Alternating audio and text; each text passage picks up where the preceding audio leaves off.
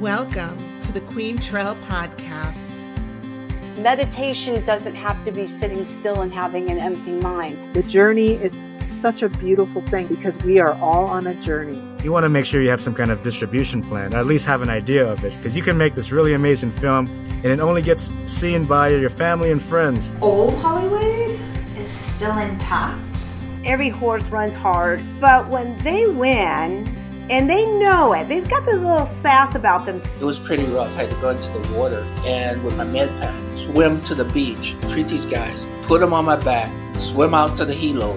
And I'm like, oh my God, I've never seen those before. And I said, what are those? And before I could even finish the sentence, she said, oh my God, you didn't touch them, did you? Even if monarchs go away and we never see one again, because there never will be monarchs again if they die out, it is just a little indicator of larger threats to humanity. My dad said, so what were you guys doing in the desert? And I said, we were taking nude photos.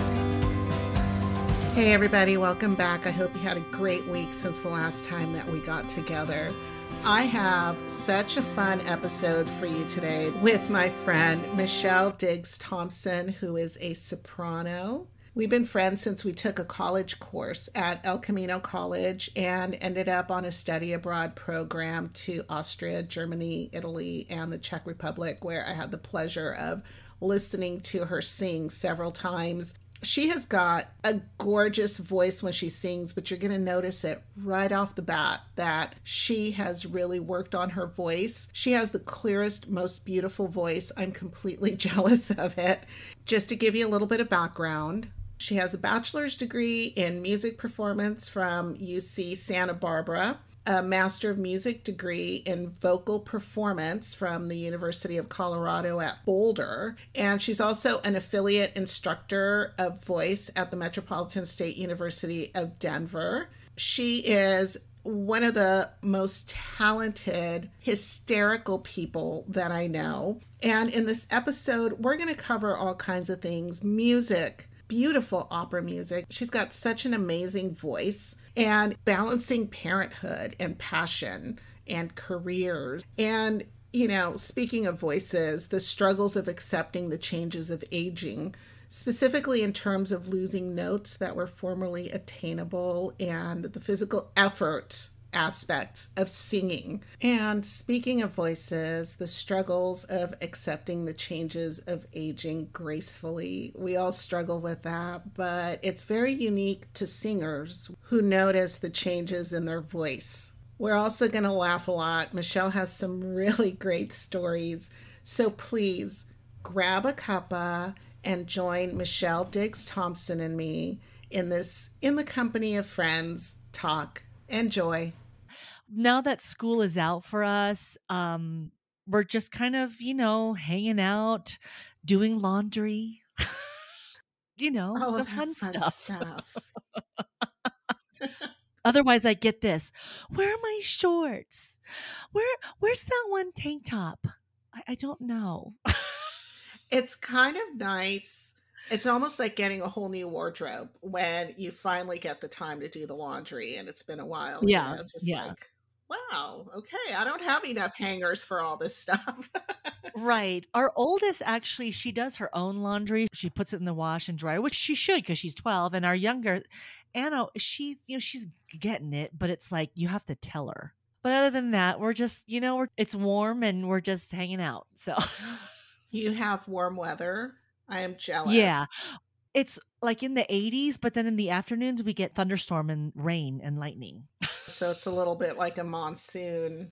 It's like a monsoon, yeah. Yeah. But it clears up after a while. Give it a few minutes and it's done, Yeah. So, but it's fine. How are you doing?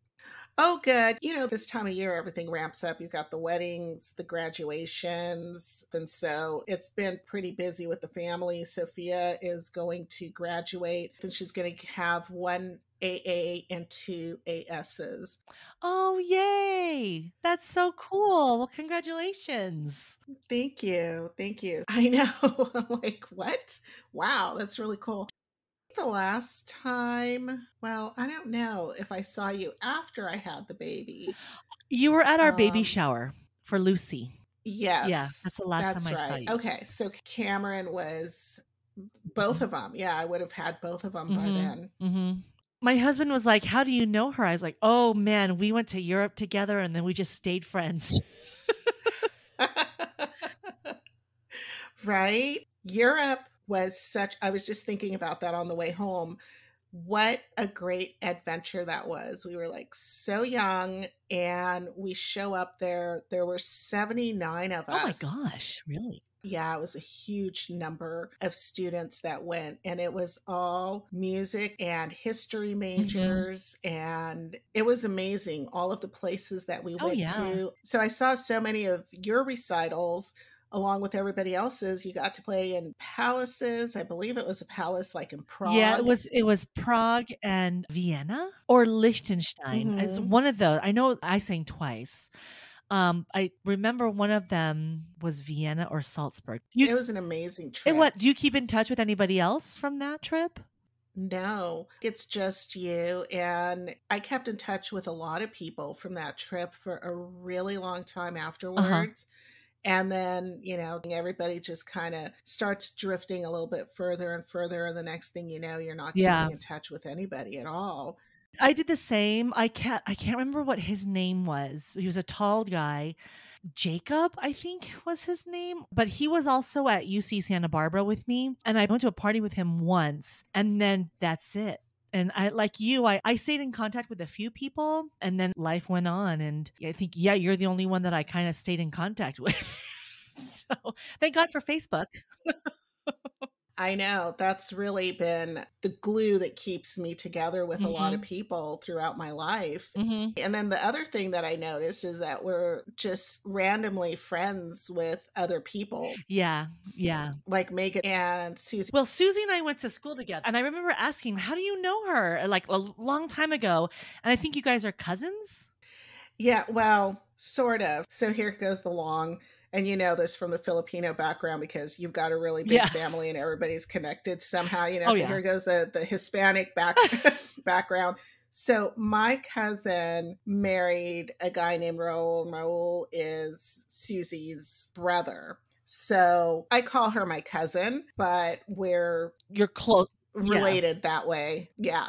And it's funny because my cousin, her daughter is graduating from high school. So they had a little party this last week and I got to see Susie. I don't get to see her often enough. Yeah.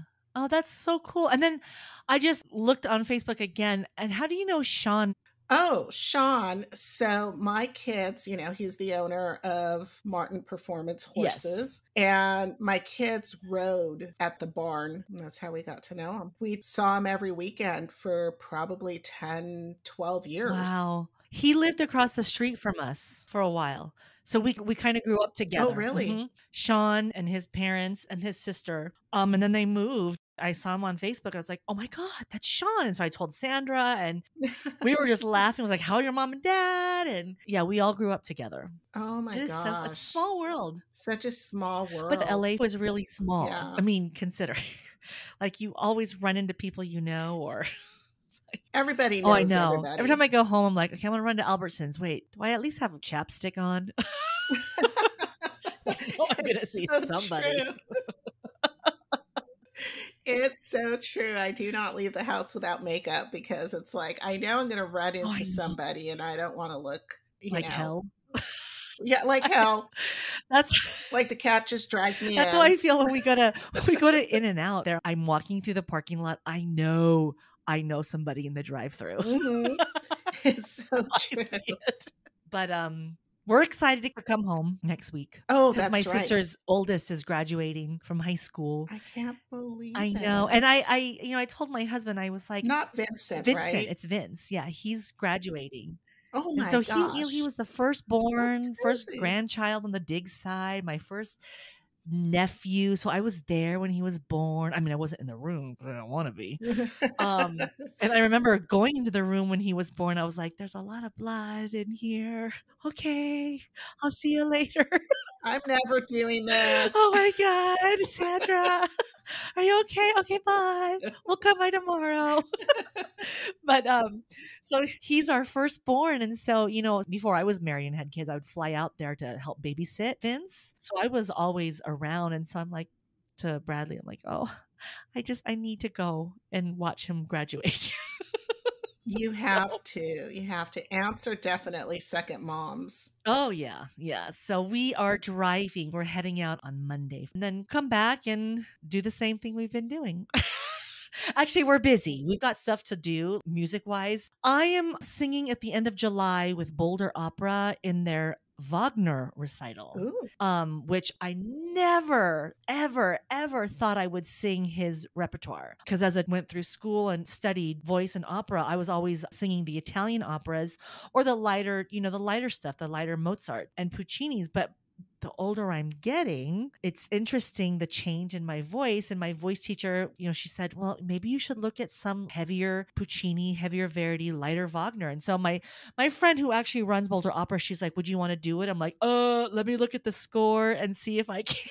But it's with piano. And so that's something that I'm doing. And then my husband is doing something. So I'm at the end of July and he's in the middle of July doing a show with Opera Theater of the Rockies in Colorado Springs. And then he's doing a role with Loveland Opera in October. So he's got a few roles that he needs to learn. And I just have a few scenes to learn. So it keeps us busy.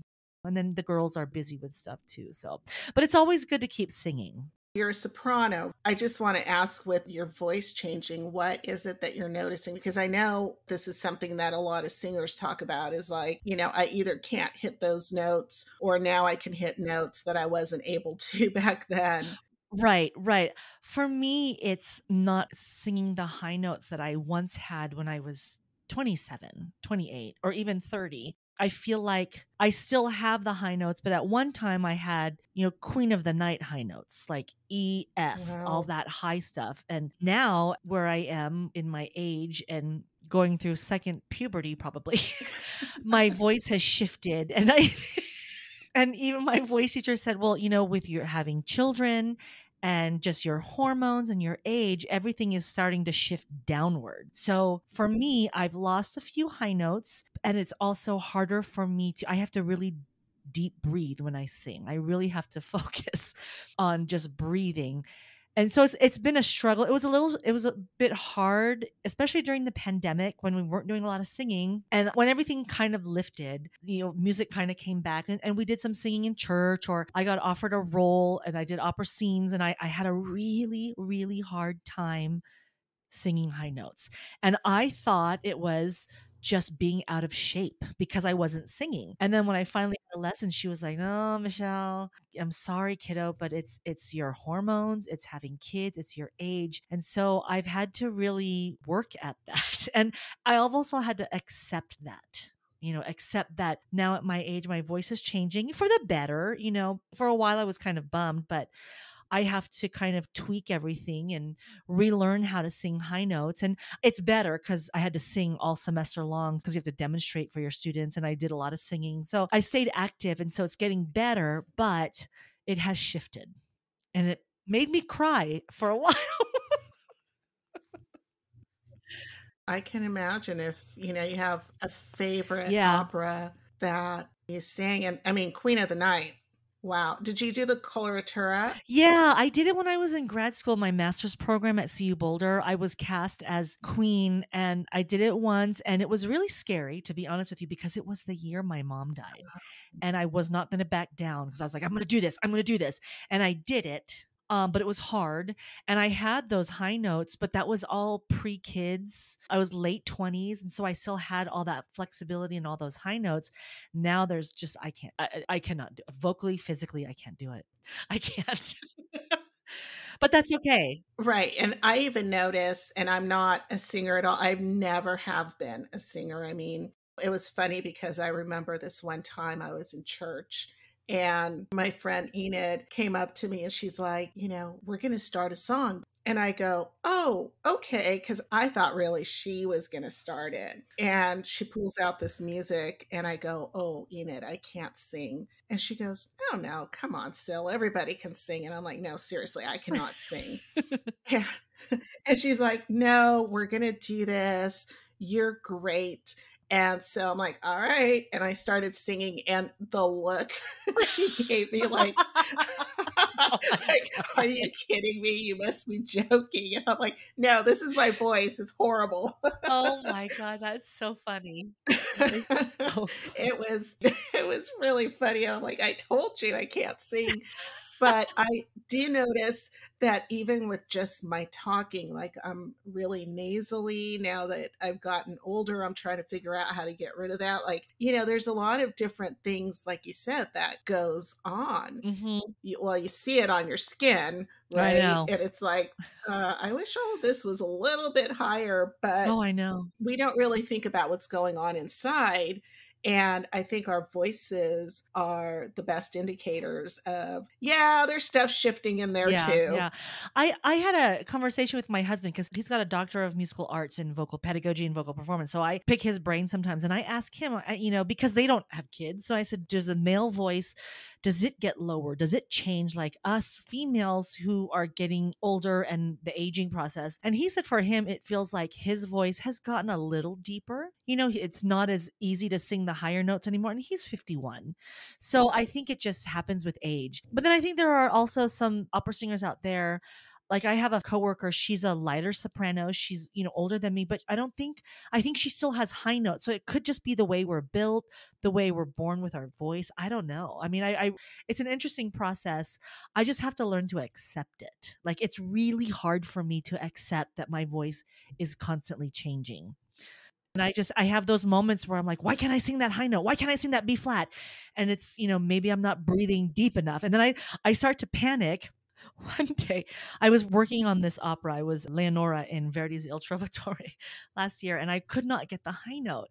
And I would try to sing it, and I would bang on the keys. And then my husband comes in the living room. He goes, "Are you okay?" I'm like, "I don't understand why I can't sing this freaking B flat." And he just stared at me. I go, "How do I call myself a soprano if I don't have a B flat, Bradley?" And he's like, "Do you want help?" "Yes, I need it." And I started crying. And he was like, "First of all, you have to calm down." "I am calm. How am I supposed to say?" And like, so I had to calm down. And he was like, "Okay." So we worked at it. And then I went to my teacher, and she was like, "Stop being neurotic, Michelle." And I was like, "But I am neurotic about my voice." She was like, I can laugh about it now, but at the time I was panicking because I couldn't sing them. I was like, what is wrong with my voice? What the hell is going on? And I figured it out, but it was very nerve-wracking for me. And in my cast, they were all really younger singers. So I was like, oh God. Y'all have nice, easy high notes, and here I am squeezing my butt cheeks just to try to get the high note out. But oh, Lord have mercy. I pulled it off. Oh my gosh. I thought, okay, I did it. That's awesome. But wowzers. So yeah, it sucks. But, we just have to, as my voice teacher says, "Michelle, we got to recalibrate those high notes." I said, okay. All right. So can you do exercises to bring that back, or is it just like an uphill battle every single time? No, I do exercises. I start with a lot of lip trills, and even when I'm in the car driving to work and I'm like, oh shoot, I don't have enough time to warm up, I'll just warm up quietly in my, well, not really quiet, but I warm up in the car, and then I get to school and I warm up, or I warm up at home. I try to, like I tell my voice students, try to memorize how that felt in your body and then apply that when you sing it in your song, in your aria. So I try to do that too. Like, okay, how did I do that? Oh, I have a funny story to tell you. So when I was working on the opera last year, and I was struggling so bad, and I sang the high note in the one aria that I was struggling with, and my 10-year-old says to me, "That wasn't good." Oh my gosh! Like, what do you mean? So I said, "Can you play the high C for me on the piano?" She plays it, and she looks at me, and I was like, ooh, okay. I wasn't around the pitch. So I said, let me try that again. So I go from my kitchen to the front door. I run, and then I sing, because that's the only way. I was like, maybe it's my breathing. I'm not energizing my breath a lot. So I sang it again, and she goes, "That was much better." Good Lord, child. But that's what we get when we have two girls. You're getting graded by your 10-year-old. Yes. And then sometimes I play the a couple times a month I play the church organ piano at our church, and there are days when I'm like on fire, like, ooh, I'm okay, this is good, and then there are days when it's like I'm playing with mittens. And one time I messed up so many times. Lucy, my 12-year-old, says, "What happened?" What do you mean what happened? She goes, "You messed up so many times." And I was like, shut up. My husband was laughing. He's like, "Honey, really? That was interesting." I was like, "I know, my finger slipped." It was like, oh my God. So we're all laughing. And it's like, well, and that's what we get when we as full-time musicians have kids who hear us, and they go to recitals and they go to rehearsals with us. They go to our shows. So they're used to it. So now they're very critical. Right. The biggest critics around. We just laugh. And they are very talented too, both of them. Oh, yeah. Which is really awesome. I mean, like whenever I look at the videos that you post, I have this little jealous tug that, I wish I grew up in a musical family. Maybe I could actually sing now. Right. Well, you know what though, to be honest with you, sometimes we're like, girls, can you stop? Like, I think it was 2 weeks ago and we had 2 days of voice juries, and we were just all day in our recital hall listening to 30-something students sing. And when we got home, we were tired, we were hungry, we were exhausted.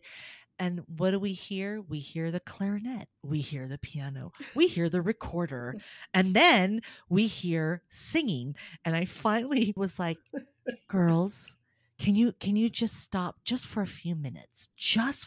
Mommy and Daddy had voice juries all day yesterday and today, and we just need silence. Okay.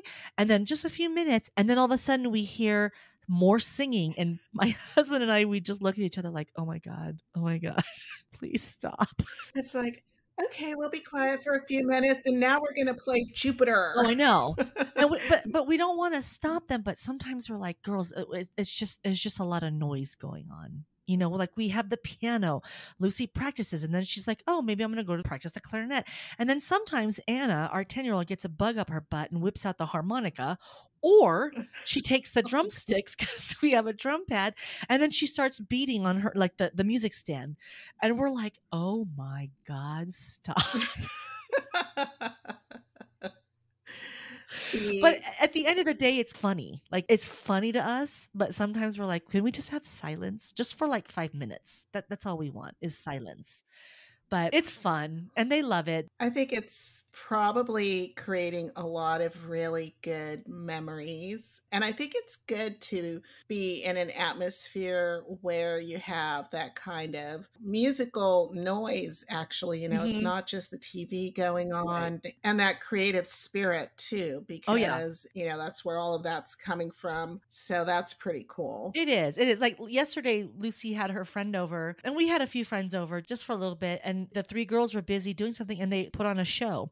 Now, granted, it was 5 songs from 5 different musicals, and they had costumes, they had lighting. Bradley and I just sat there. We're like, okay. Did they change their costumes in between each number? They had costume changes. They had a prop. They had harmonies. They put on shows. And I know some people are like, oh my God, but Bradley and I think it's funny. Like we think it's funny, and it's cute because they are being very creative. And like you said, it's better than the TV, which admittedly ours will sit and watch movies and TV and all that. But then it's like they start making up songs and have costumes, which are my old scarves and sometimes a bra. You know what I mean?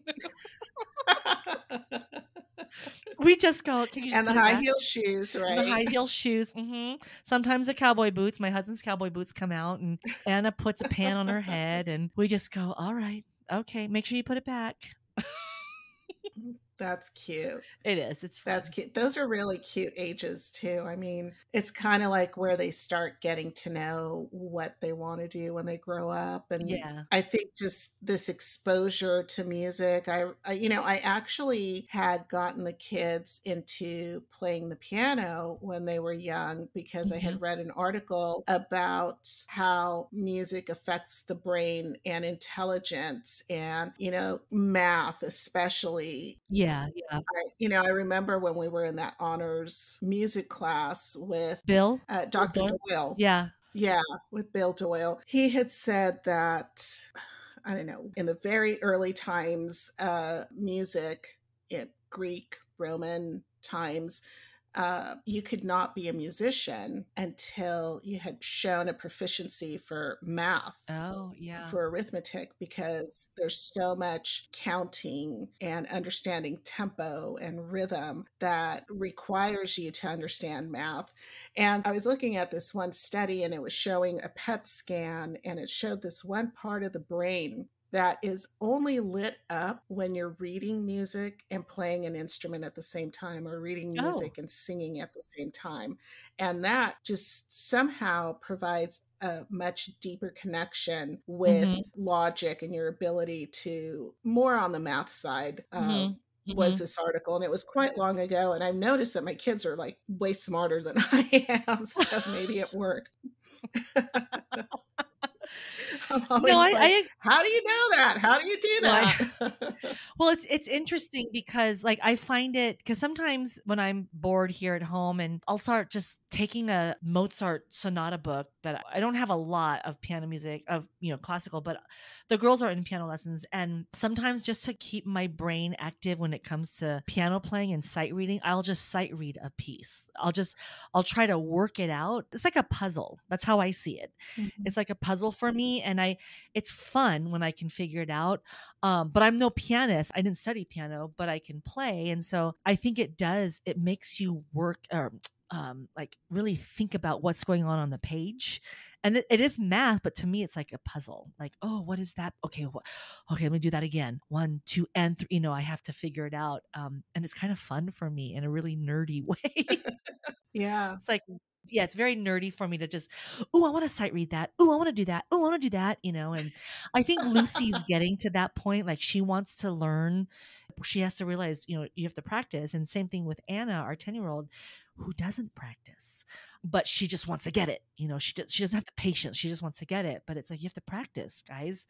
But I think they're loving it too. And I think to see them work it out is kind of fun to watch. Like I'll sit next to them and I'm like, okay, figure that out. Figure the right hand and how many beats is that? And they'll explain it to me. So, and they are also good in math. So maybe there is a correlation there. I don't know. Right. I mean, they've been singing since they were in the womb, probably. Yeah. Well, I'll never forget. I was singing at our school and I was singing with this trumpeter and I was pregnant with Lucy. I was maybe like 6 months, maybe. And one of the teachers was like, Michelle, we were wondering if your baby can hear you. I was like, I don't know. Well, according to studies, yes. Yeah. But they're born, like you have families that are sports families. We are a music family. And it's fun, it's fun to see the growth in the girls. And one time when I sometimes teach at home, I have private students and I'm teaching them, do this, do that, lift your throat, make sure you're breathing down below. And then I will listen to the girls just for fun, just sing. And I'm like, do you guys listen to us while we teach? Because they're doing what I am telling the students. So it's really fascinating for me. Like, are you listening to me? It's like they're getting it through osmosis or something, right? And yeah. They probably are passively listening to you. I agree, it's not active, like they're actively doing whatever activity it is, but in the background, they're hearing your instruction. Yeah. And it's connecting. It is. Yeah, it is. So it's really fascinating, I mean, don't get me wrong. We also want them to do sports and stuff like that. In fact, they have a volleyball camp in July, but music is what they live in. And we think it's great. I think so too. And, I have played a couple of instruments over my lifetime and I never got any of them. I literally cannot play anything, but I played the accordion when I was a kid, and then the viola, and then the piano.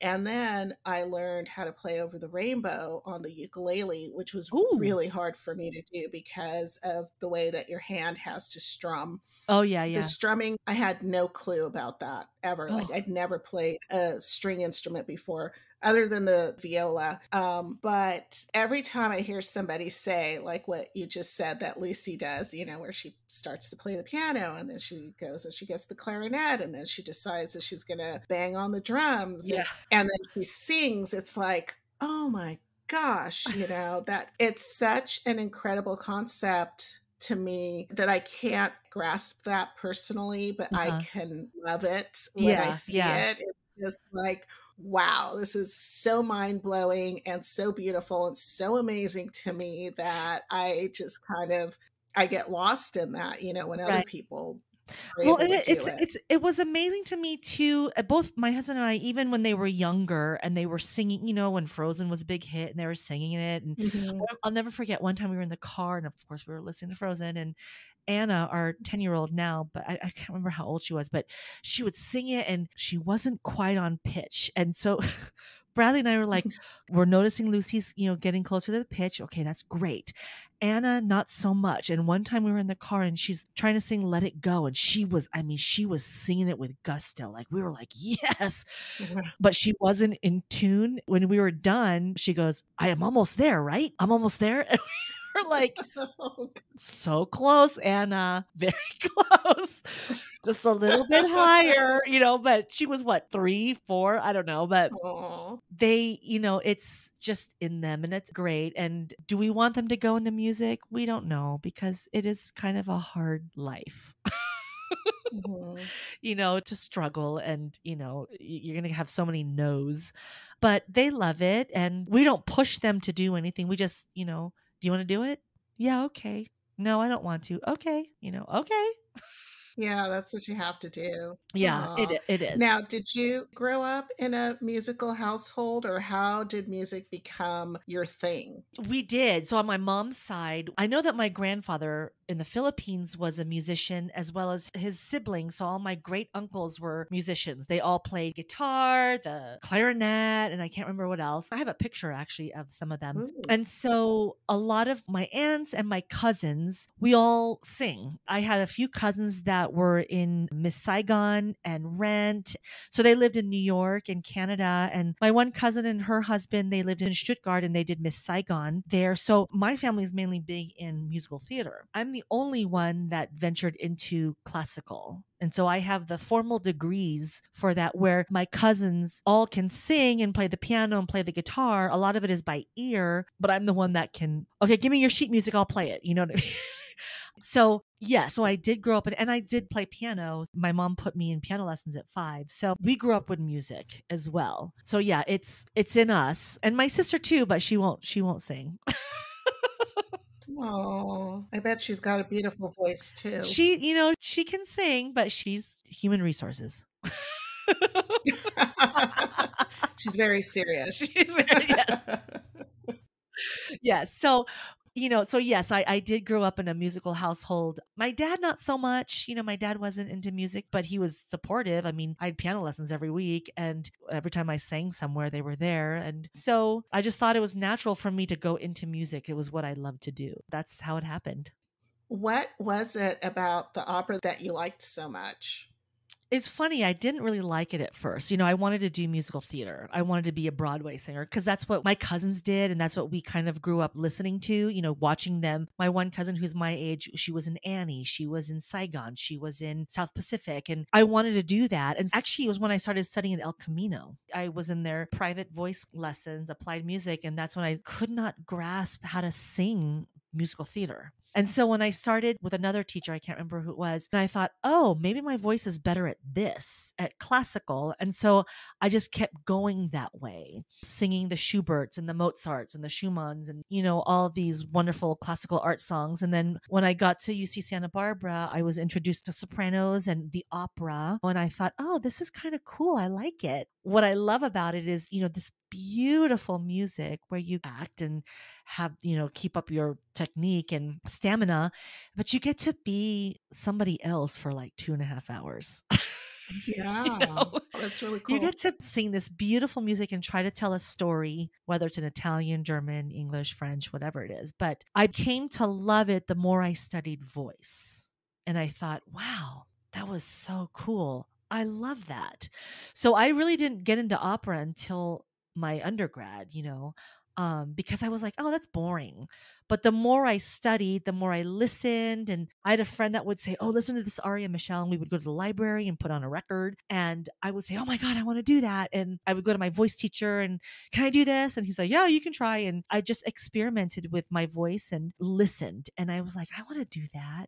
And I tried it. I went out and I auditioned and I did the whole young artist, audition for companies here and there when I was done. And I got no's and I just had to have patience. Mhm. So while I'm not out there performing like at the Met or San Francisco or LA or even Upper Colorado, I've done some really good roles in smaller companies here in the Denver area. And I'm happy with that, I mean, my goal is still to go into bigger houses, but at 47, I don't know if that's going to happen. You never never know. I know, know. and I think that the smaller venues, we just couple of weeks ago we went to see a male soprano from, I want to say, Venezuela. His name is Samuel Mourinho. He was playing at the Zipper Auditorium at the Colburn School in downtown Los Angeles. And it was a small room that's created specifically for their chamber Oh, yeah, orchestra yeah. and these amazing voices, but it was small. And I Yeah. love that because you It's feel like intimate. it's intimate. Mhm. Yeah. No, and I love that. I still have dreams and aspirations at my stage in my life. And, but there are times as a singer, like years ago, I would have my moments where I would say to my husband, I compare myself to people that I went to school with. And it's like, why didn't I make it? Why did they? And, I was told I had this great, nice voice, this big voice, but have time, have patience. And I have patience. And then I start crying. I am neurotic. I hope you know Oh. that. I say that lovingly. But he was like, honey, you have to realize that you're still in music. You're like the 1%. You don't have an 8 to 5 job. You're not serving tables. You're in music. So, be happy with that. No, you're not out there. But he's like, but you can still try. And, we do. It's harder now with kids, because they're in school and they have their activities and I don't want to miss that. So I have to make that decision. Right.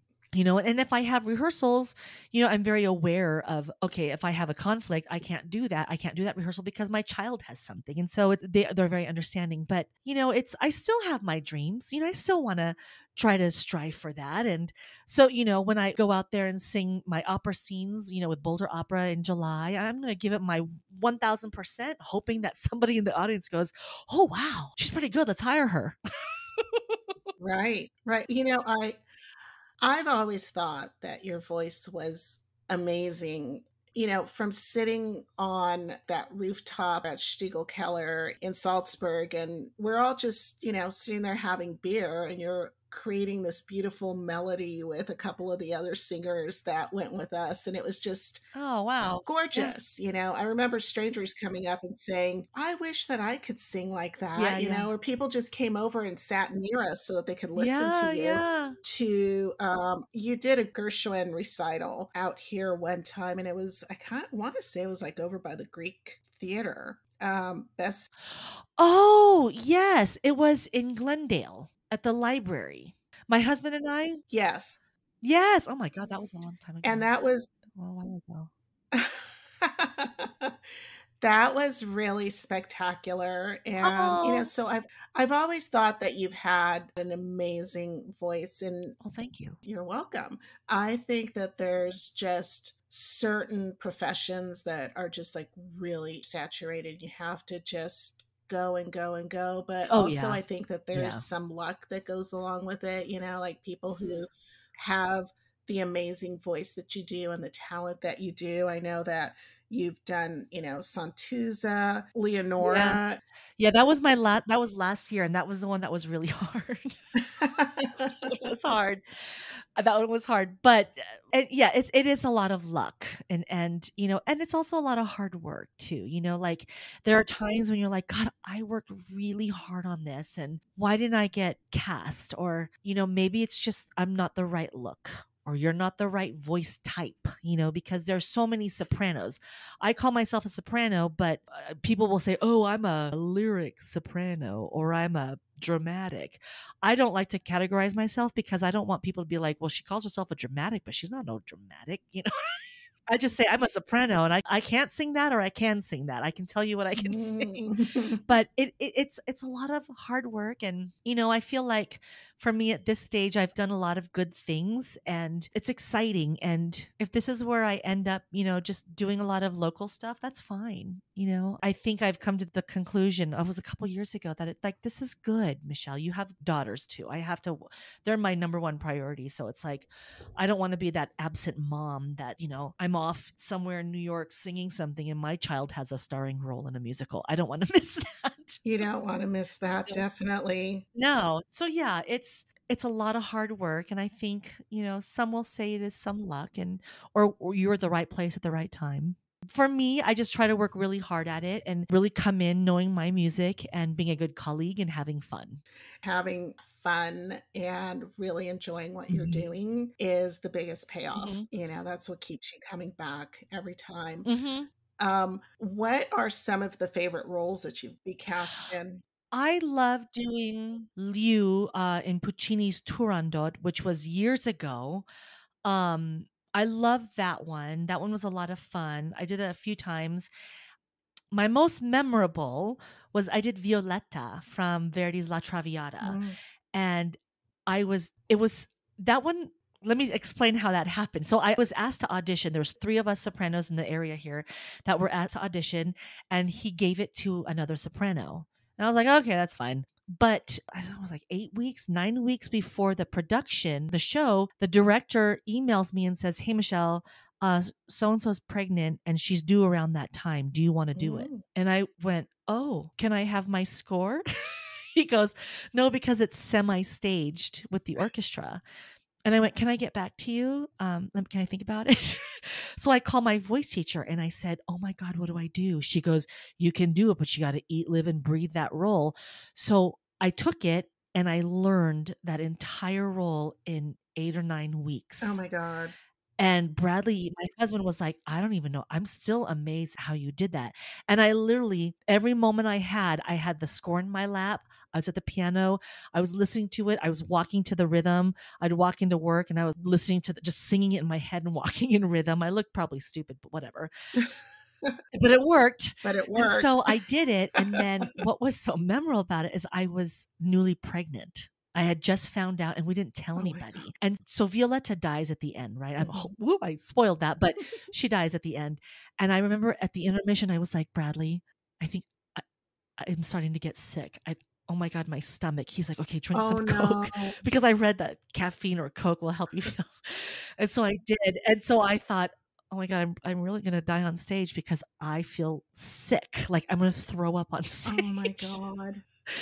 And so I got through it and I fell at the end because she dies. And I was like, oh my God, I don't want to do that again. Because that was, it was like midway through, I thought, I'm going to throw up on stage. I'm going to throw up on stage. Violetta's going to die sooner than later.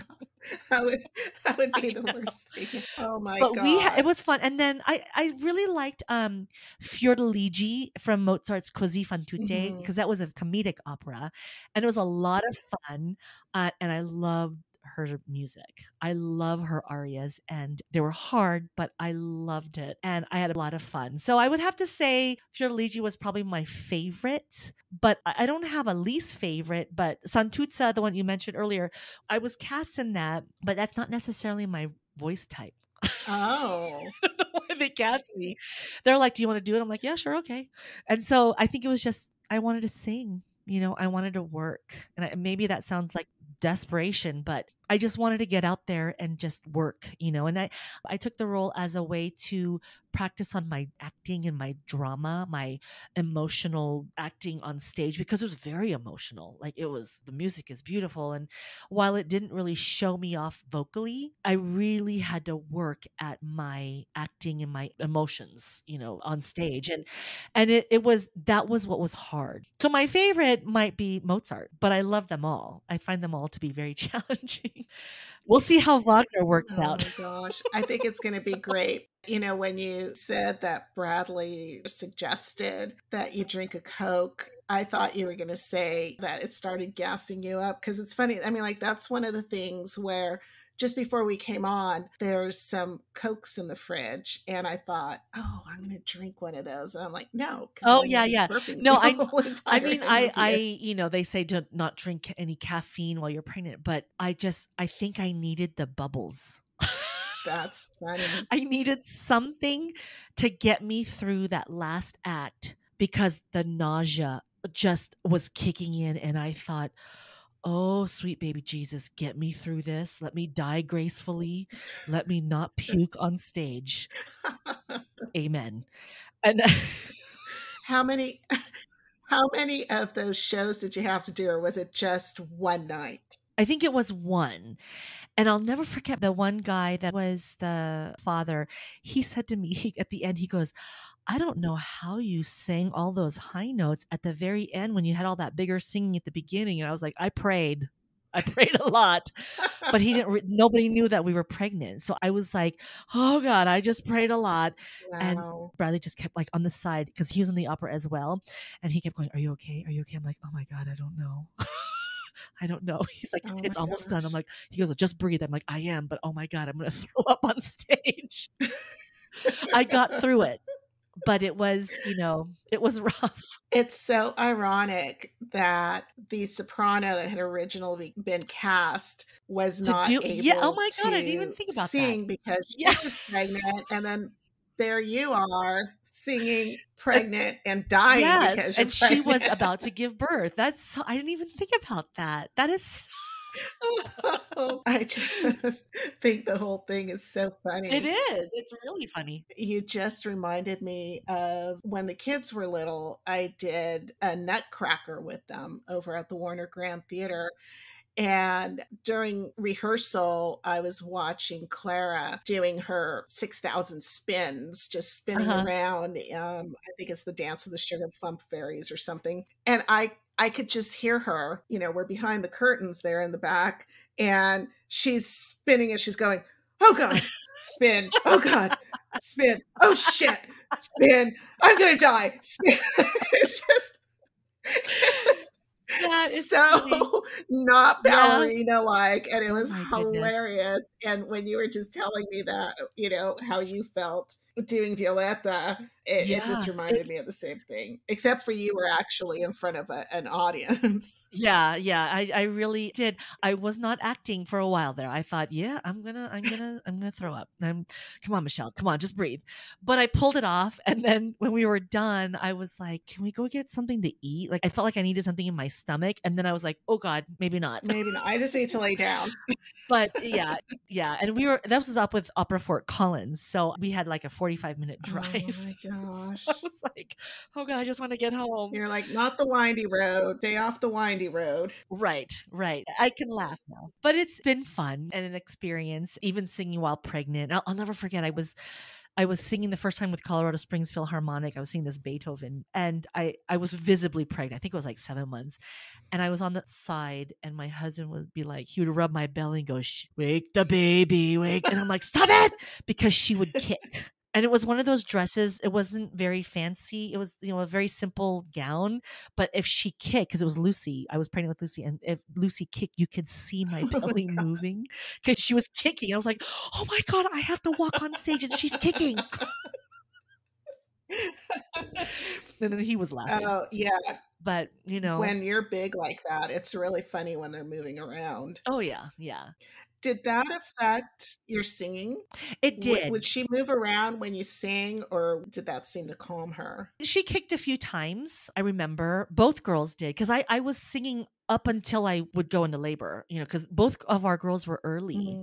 So I would sing at a concert, or I'd sing at church, or I was at work. I was like, oh, my stomach hurts. Uh-oh.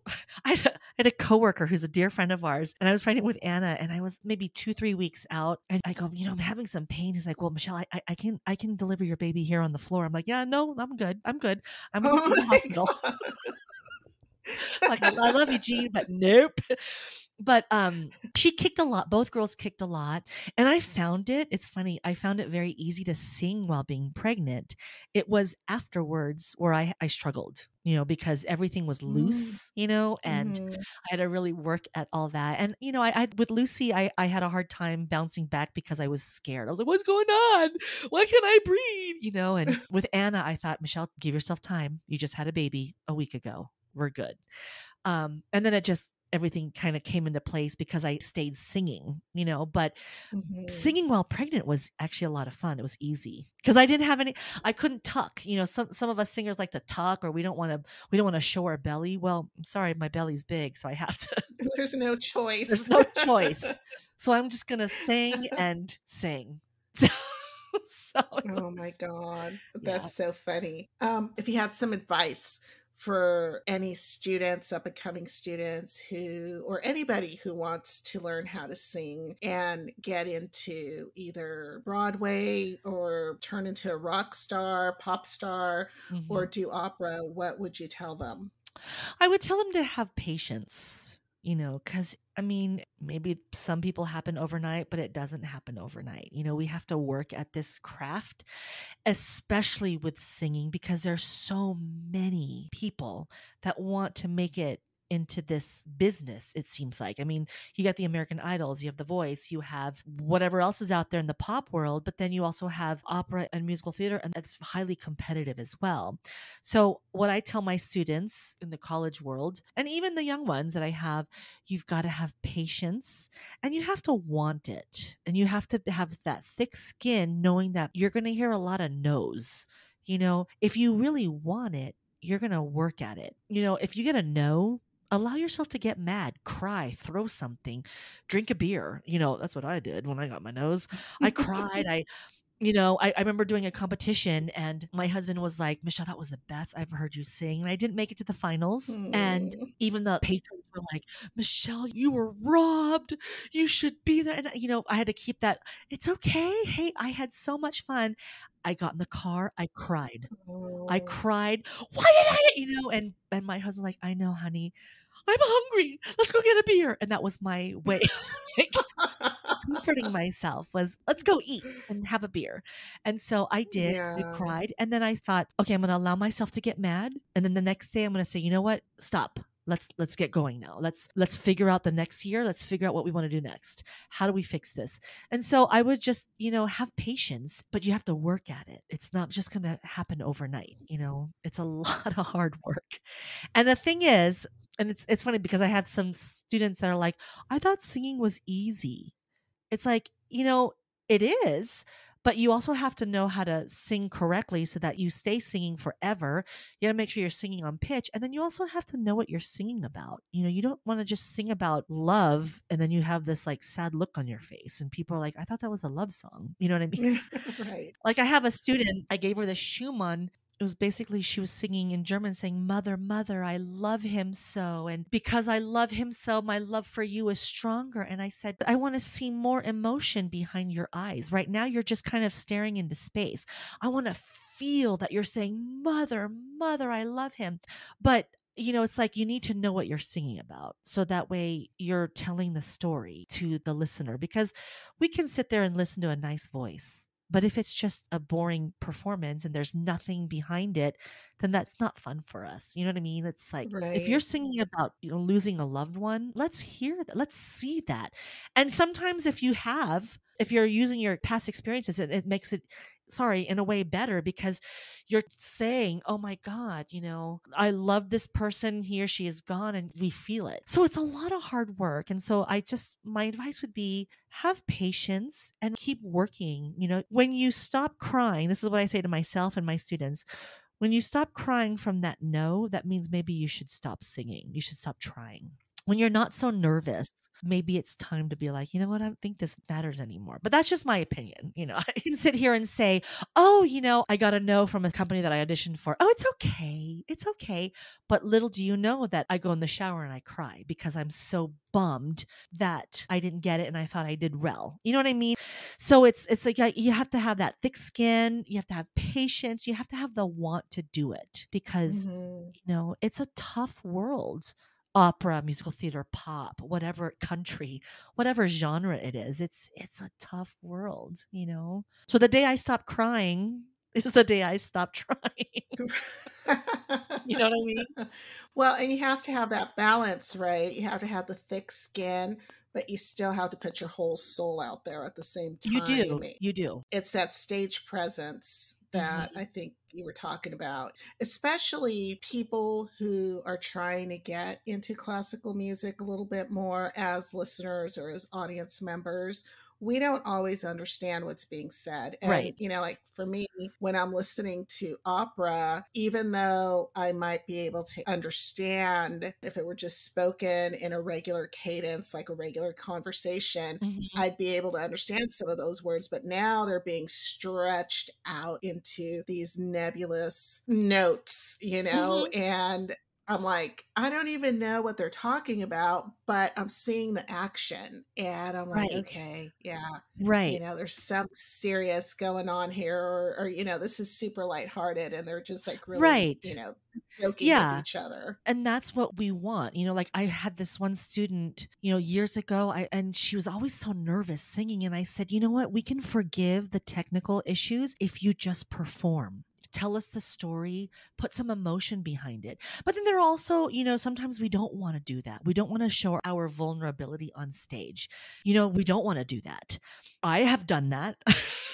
And I don't care at this point. But, you know, it's okay to knock down that wall. And if you start crying on stage, that's okay. Does it screw up the technique? Yes, because you get all tight. But you're human and you're showing your vulnerability on stage. And it's like, oh man, she really felt that piece. You know, one time I sang this song in a masterclass and it's such a beautiful, beautiful song. This was before I was married and I started crying. It was after my mom died and I was dating Bradley and the technician was like, okay, Michelle, sing your song. Okay, now what does that mean? And it's this piece called Come Ready and See Me. And it's like, come ready and see me no matter how late. Come before the years run out. I've been waiting with a candle. No wind will blow out. And it's pretty much like, I can't wait forever for the years are running out. And I started crying. And he goes, why did you stop singing? And I was like, because I can't keep going. And like, he goes, all right, there you go. And I thought, I don't want to cry on stage, but I felt the words so much that I started to cry. And it was just, my friends that were in the audience were like, that was really kind of cool, but are you okay? I'm like, yeah, something took over me. And I think that the text got to me. And so I think, you know, you don't have to have the world's most beautiful voice. If you can just emote, you know, and sing us the text, really share the text with us, then I think it's like you've done your job. I mean, unless it's a pop star and, you know, you can't be like, I'm levitating, you know? Yeah, exactly. That's a little different. That is a little different. You just reminded me of when, and I love to sing, you know, and like, thank God my kids have been listening to me since they were little kids. So they're totally used to my terrible voice. But sometimes certain notes will make me start crying. And I'm pretty sure it's not the words, it's not the music, it's that I'm hitting a certain note and my throat is doing something and I have to stop because I'm going to start bawling or I do actually start crying. And it's just hitting those particular notes. Yeah, it usually is that. Yeah. Or sometimes for me, it's the chord under the vocal line or just even the vocal line. Like on Good Friday, I sang that spiritual, Were You There? You know, were you there when they crucified my Lord? And I hadn't sung for Good Friday service for a while because I always had to play the organ at our church. And I sang it and I thought, okay, I'm good. And then I heard sniffling in the congregation. I kept hearing this. And then I see people crying and I thought, oh shit, here it goes. I'm going to start crying, you know? And I just had to take deep breaths. And even my husband was like, okay. I'm like, oh my God, that was really hard to do. And it was a simple spiritual, but then when you had to think about the context of the piece and the actual day and then the congregation crying, and I was like, oh God, okay, please don't I can't look at you. Right. And it was like I said, it was a simple song, but I think there's something with the text and the chords underneath it and just the message. And I think that's what some young singers, that are training to be singers or music educators, they're so used to just singing the notes and the words and I got to get the notes right. I got to get the rhythm right. I got to get the words right, that they don't actually know what they're singing about, and it's like, you should know what you're singing about because this is beautiful, whether it's Richard Hundley or if it's Mozart or Schubert, singing about a fish. Let's I want to see your emotion when the fish gets loose. You know what I mean? I know it's silly. Or Gretchen at the spinning wheel, Gretchen am Spinnrad from Schubert.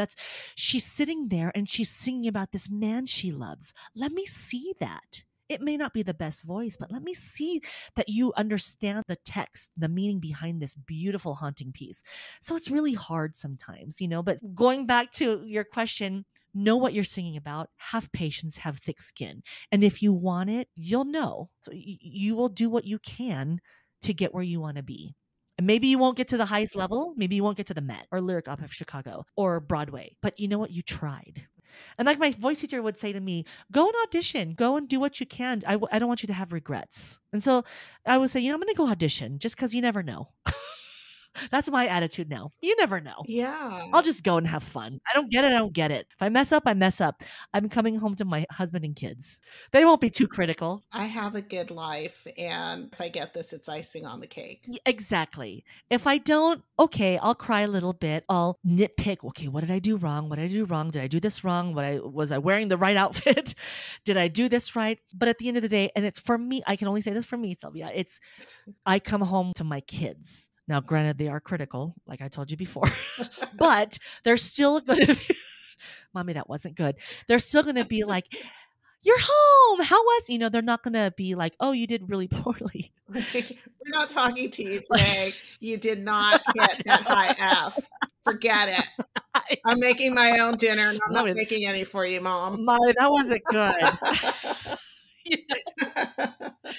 No, but while I have talked about how critical they are, they're still going to love me when I come home and tell them, "Oh man, I royally messed up."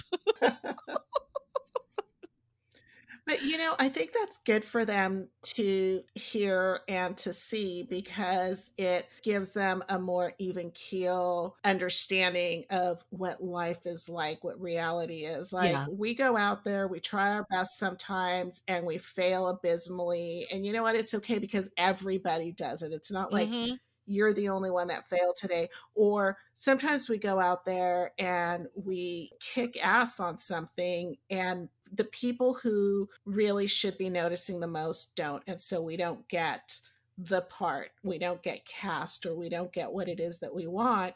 It hurts, but it's part of life. You brush yourself off and you get up and you keep going. And I think that's really great to share that to your kids. Yeah. And when I did Trovatore last year, that Leonora role, my girls, they were in the audience. And when we were done, I said, did you guys understand it? And they go, yeah, kind of. And I think they try to read the subtitles, but I think they just watch the emotion. They're watching the scene instead of, reading what's going on. And I mean, they got it, but they said, oh no, we understood it. I said, okay, that's good. Because everybody was performing and emoting and doing the right thing. But, at the end of the day, if I do really good or if I do really bad, I come home to them and it's like, okay, I'm good. Mm-hmm. I pop a beer, or a glass of wine. Well, you know what? Let's just be honest. A bottle of wine. I'm good. Of wine. You know what I mean? So I always, when I'm teaching my college students or my middle schoolers who want to, go on to Broadway, it's like, you got to, first of all, know how to sing, but you need to know what you're singing about and just be ready. You're going to get no's, but just if you want it that badly, you're going to keep going. You'll know when you don't want it. Right. It's a hard world, but I have no regrets. I've had some fun roles, and and then I try to teach my students, okay, I'll give you my words of wisdom. Go out there and do it and have patience. I've had to console students who didn't get in the top 3 of a competition or didn't get the role they wanted. I get phone calls at night. I didn't get it. Okay, it's all right. Or I've had to one-on-one sit with them in the studio and say, hey, it's fine. There's more out there. This is just your undergrad, and sometimes they do get things. And sometimes I have to tell them, okay, let's not get too cocky. Remember, we need to be humble, or congratulations. But I try to tell them, hey, it's a tough world, but just try. Michelle, should I audition for this role? Yeah, go audition for it. Just know you might not get it, but do it for the experience. Because the more you do it, the more it'll become like second nature for you. It's such a hard world, but I wouldn't change anything. And I think that with singing, it is that much harder to go out and put yourself out, and then that much harder to not make that role that you want, because it's so personal. I mean, that's your voice, that's your personal instrument, that's your soul that you're putting out there to the world. And when somebody says, yeah, that was great, but it's not good enough, it's hard. Really tough. And I know that most of the time they don't mean it like that, but that's the way it comes across. It is our instrument. We do take it personally. But sometimes I think the younger singers, they do, what did I do wrong? And hey, I was there. I did that too. But I think the older I get and my priorities have changed, it's like, you know what? I'm going to go audition for it. I get it. I don't. What do you guys want for dinner? That's what it's like. I go, I sing a role. We sing in a concert with orchestra and choir. We're in gowns, and it's like, okay, you guys want Burger King? I'm hungry. What do you guys want to do now? That's and what's the vintage that we have at home? What are the choices? Yeah, right. And I find it funny. Like, we get up there, we sing on stage, we're very poised, we sing a lovely song, and yeah. And then it's like, girl, stop running around. Get over here. Stop running around. We become parents. We step off the stage and we are mom and dad. On stage, we are soprano, baritone. Off the stage, we're like, get over here. Did you wash your hands? Stop. Put your shoes back on. Stop. Go wash your hands. Do your homework. Yeah. Are you hungry? Okay, let's go. Can I have money for the vending machines? That's okay, hold on. So it's, but it's a lot of fun. It's hard work, but it's a lot of fun. Yeah. What are the roles you have that are coming up? I'm singing with Boulder Opera in the end of July. She's doing the Wagner's Ring. And so the one that I'm doing is Die Valkyrie, which I'm doing the Sieglinde Siegmund duet. And then she threw the curveball at me. She said, can you sing the Brunhilde, the Ride of the Valkyries?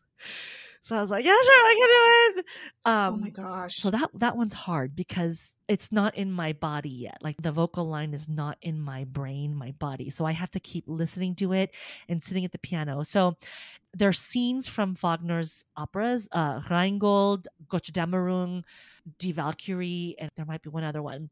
And so I'm in the Die Valkyrie opera, but the scenes. So I'm excited. It's going to be new territory for me. That's so cool. And so it's going to be with piano. So I think vocally I'm okay. And it's going to be in the amphitheater in Boulder.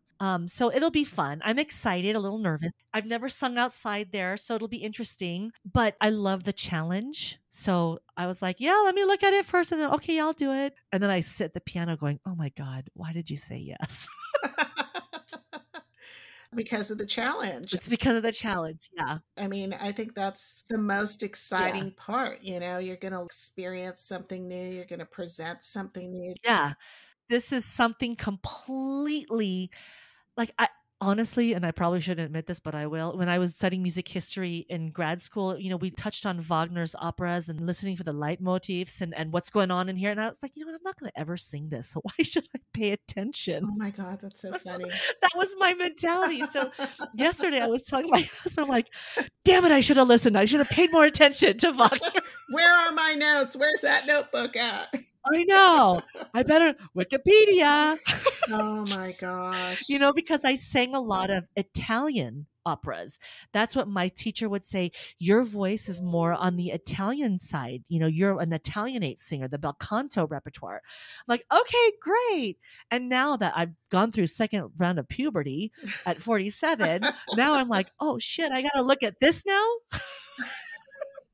I got to put my big girl pants on and sing the big girl music. Yeah. Have you ever done any Wagner? When I was at UCSB, my teacher, God rest his soul, he has passed on, he gave me a Wagner aria. And at 24, 25, yeah, I sang it. Would I have been able to do the role? Oh, God, no. But I sang it. The notes were there. But at my age now, it's like, oh, no, this feels good. Like I sang through the duet, a Sieglinde Siegmund duet. And I was like, oh, shit, that felt good. I went to go find my husband. I'm like, I just sang through the duet. It feels good. He's like, oh, I'm not surprised. Because, it was where it sat in my vocal range. But I never ever thought I would sing it. I thought I'm just going to stick with the Italian repertoire, maybe some lighter German, some French. But never would I have thought I'm going to look at some Die Valkyrie from Wagner, and my voice teacher said, you should maybe start looking at Lohengrin, like Elsa's arias. And I was like, what? Are you kidding? She's like, no, I think you should start looking at that. Just see how it feels. And so shockingly, it was like, oh, okay, this actually feels good. So I don't know. Maybe I'll embrace aging.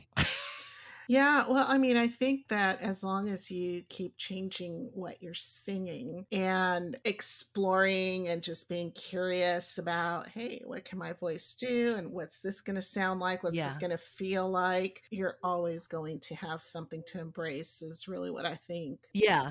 No, I agree.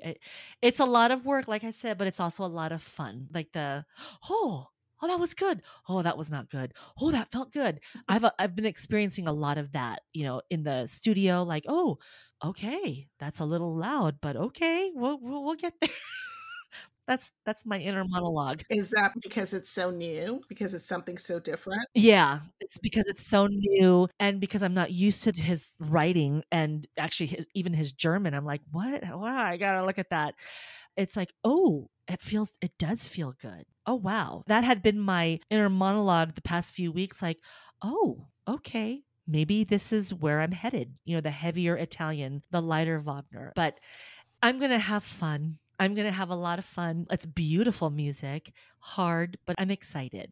Are the dates set? If anybody in Colorado wants to come and see you? Yeah, it's July 29th, Boulder Amphitheater, Opera in the Parks, 7:00. And if it rains, it's the next day. Oh. It's on Sunday, the 30th. They have a rain show. I'm excited. I'm always excited to learn new stuff and to stretch, what can I do, and to challenge myself, And if I can't do it, I won't do it anymore. I'll do it and think, I can't do that. Well, I'll say no to that composer. Well, one thing for sure with this one, you're not going to feel like throwing up. No, I know. Well, if I still get nervous. I still get like, oh gosh. And I won't eat because I'm afraid. I won't eat anything. But it's a good nerve. Like it's a good nervousness. It's not, oh shit, she's pregnant. Right. This nausea is coming out of nowhere. It doesn't matter whether you eat or not. How far ahead of a show do you stop eating? Well, it's funny. Pre-kids, I was very... shocking, I'm going to say this, neurotic about what I would eat before I would sing. I didn't want to have a soda, because I was always like, oh, I don't want to have the phlegm. Now I'm like, oh God, I'm starving. I better eat now. But I watch, like, I won't eat anything. I won't eat anything too heavy. So I'll give myself like 2 hours. And it has to be something light because I don't want to have a stomach ache. Right. No, I do not want to do that. Like when I was doing Mozart a few years ago, Fiordiligi, I was so nervous. I would eat like a turkey and cheese sandwich from the deli at the grocery store or the gas station, whatever I came across. But it was like just turkey and cheese. And I would eat like hours before the rehearsal or hours before the show, but then I was hungry. Like opening night, I was like, oh my God, my sugar's dropping. I need something. So there was always candy by the makeup artist. So I was shoveling Snickers. And then the costumer goes, wow, Michelle, you lost weight. I'm like, I probably, that doesn't surprise me because I wasn't eating because I didn't want to have a stomach ache. I didn't want to be like, oh, Exactly. I'm sorry, listeners. I didn't want to do that, you know? I was like, I'll just keep drinking water and eating Snickers. Oh my gosh. So I give myself a few hours before, but it's what I eat. Like it's got to be, you know, like a sandwich, like like just a plain turkey and cheese sandwich or something light, you know. When I was doing Trovatore last year, my aunt and uncle, they came into town to watch me, and they were making this ginger water, like lemon and ginger water. And I was like, ooh, my aunt goes, it'll help with inflammation, you know. So I was drinking it, and I noticed I was like drinking 3 cups of it. And I go, Auntie, should I stop? Because it's ginger and lemon. She's like, well, how many have you had? I'm like, 3. She's like, oh yeah, I would stop right now. I was like, oh, okay. Don't drink anymore, honey. I said, okay. Yeah. So I give myself a few hours. Like I don't want to eat anything too heavy because it scares me. Yeah. No, I would be completely worried about that. But, you know, I didn't think when I asked the question at all, like, how do you get through a show if you are famished? Yeah, I don't know. I haven't been there yet. I mean, somebody always brings snacks, you know, like chocolate. I know I did. So if I'm hungry, like I'll bring a granola bar. Halfway through, I'm starving. So I'll eat a granola bar at intermission and then drink water because otherwise my sugar drops and I'm like shaking and hangry and don't want to kill anybody on stage. It's like film sets, you know, whenever I'm on a film set, everybody brings. Somebody always has snacks. Right. Yeah. I always remember to bring even if it's like peanut M&Ms or a granola, I have to have protein. That's what they told me when I had to go to the doctor for hypoglycemia. They said, you just have to have protein. So I'll bring nuts, but I won't eat a whole meal. Mm-hmm. I'll eat afterwards. Yeah. With wine. Or beer. I got to celebrate. Exactly. So yeah, I have some kind of snack. There's always some kind of snack in my purse. Or if there's candy somewhere, I'm like, ooh, I'll have that. So yeah, just to keep my sugar up. Yeah. No, that's important. So you do private lessons, right? And are you still teaching at the college? Yeah, I'm affiliate instructor of voice at Metropolitan State University of Denver, downtown. And I do private lessons out of my home. And that is usually just by word of mouth. I don't advertise myself. It's just, oh, hi, Michelle. I'm so-and-so. I got your phone number from so-and-so. My son is auditioning for something and he wants to have voice lessons. Can you help him? Or my daughter is thinking about auditioning for this. Do you have availability? So it's a lot of just by word of mouth or reference. I don't, because I'll be honest with you, there are times when I just want to hang out with the girls and like go out. Just want a lesson, contact me and you can come over for an hour and we can work. So yeah, so I teach private voice lessons, and then I teach at the college. We're on summer break now, so I'm not working, and then I play the organ, piano at the church, at whatever gigs I have coming up. So if somebody wanted to get a hold of you, what's the best way for them to get a hold of you? Or do you have a website? Do you have places where people can see your work? It's usually by cell phone or messenger, social media. Okay. You know, that's how I do things. Or take a class, right? Or take a class. Yeah. It's just by word of mouth. You know, like I am a substitute teacher as well. And so some of the students will remember me and they will ask for my information or if they've seen me perform. I had a virtual online lessons for my friend who lives in Minnesota. Oh, wow. I know. Her daughter was auditioning for the summer intensive program. And so she was like, can you do online lessons? And honestly, while I hate online, she did really well. I hate online because I can't see what you're doing with your body. You know, I would rather be in person, but she's in Minnesota. And so we worked every week and she auditioned and she got into this summer intensive program in Minneapolis. And so it was really exciting to hear that. That is exciting. Were you doing it like over Zoom so you were able to see the face, or was it just ear? Well, we tried that. We did it through Google Meet. Okay. we had the delay. I would sit at the keyboard and just give her the pitch and give her the exercise, and we'd warm up for a few minutes, 15, 20 minutes, and then we would work on a song, and she would have the song on her end, the track on karaoke. And then, we found out that she had to bring sheet music. And so we figured it all out. And when her mom said that she got accepted, that was like, yay, okay, you got it. I prefer in person, but because she's in Minnesota. Right. Like, what are you going to do? And we met, and it was great. We made it work. And that's what we had to do during the pandemic. We had to do online, and we made it work. So I had one more question. I don't want to take up your whole entire night because I know you're like a couple hours ahead of me. No problem. We're only an hour ahead of you. Okay. So we can talk for another 3 hours if we wanted to. I'm just kidding. I do have to feed my kids. I'm teasing you. I always ask people if there was one thing that you could share with the world, what would it be? I think that would be to find what you love to do and just do it. And if you love to sing, sing. And if you don't think you can sing, so what? Just sing. Just sing in the shower. Sing in your car. Just try. Don't listen to anybody that says don't do that. Just try. Just keep singing. Just keep singing. Just what was that from Finding Nemo? Just keep swimming. Finding Nemo. So I think I would just say, find something that you love to do and that you're passionate about and that you're good at or maybe not so good at, and just try. Let's not have regrets. Just try. I would hate to be 90 years old and go, God, I never did that. I would hate that. Just try. You may not get it. Who cares? Just try it. So that's what I would say as my 10-year-old walks into the room. She's like, what do I get to try? Can I do anything? I know. Yes. I know. Actually, honey, yes, you can. Some things you'll find out really are not the best things to do, but yes, you can. Yes. Yeah. But like I tell my college students, so what? Just try. Well, do you think I'll get it? I don't know. But why don't you try? You have nothing to lose, right? Yeah. What's the worst that can happen? Well, some of you already messed up on stage. We've messed up on stage.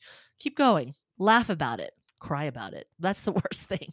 Those mess ups often make the best stories. Oh God, yeah. Too later on, you're just laughing over them. Oh, when we were in rehearsal, my husband and I sang this Beethoven Missa Solemnis, January 2022, and it was the pandemic still, or 2021, I can't remember. And I was rusty, and I couldn't sing the high C. And we were in rehearsal, and I was like, "Wow!" And I looked at my husband, and he. And he laughed, and I was like, whatever, I'll figure it out. And that was a moment where I was embarrassed. I was truly embarrassed at my singing because I felt like I was out of shape. Oh, no. But our girls were there at the church. They had to come with us to rehearsal. And I was like, let's go. I sucked. And they're like, no, you didn't. You were fine. I was like, oh no, mommy royally messed up. They're like, well, we didn't hear it. And that to me was like, okay, then I'm fine. I couldn't beat myself up over that because even though I messed up royally, they were like, it was fine to us. I'm like, okay.